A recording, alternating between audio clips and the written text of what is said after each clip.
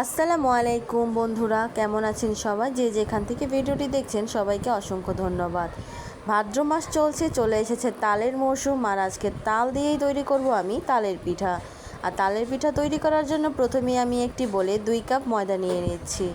চাইলে এটা আপনারা আটা দিয়েও তৈরি করতে পারেন।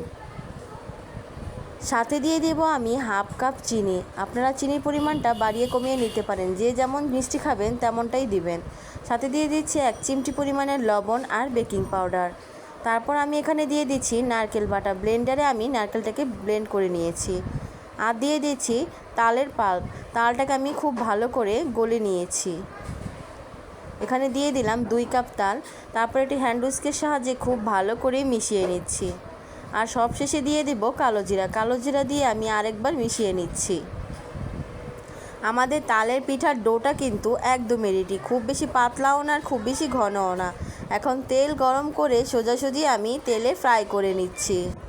আমি হাতের সাহায্যে ছোট ছোট করে দিয়ে নিচ্ছি। আপনারা চাইলে পাইপিং ব্যাগের ভিতরে ভরে ছোট করে দিতে পারেন। তারপর পিঠাগুলোকে আমি লাল লাল করে ভেজে নিব। এক পাশ হয়ে গেলে অপর দিকটাও উল্টে দিয়ে আবারও ভেজে নিতে হবে।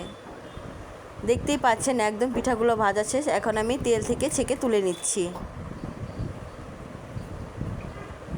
তৈরি হয়ে গিয়েছে কিন্তু আমাদের মজাদার তালের পিঠা।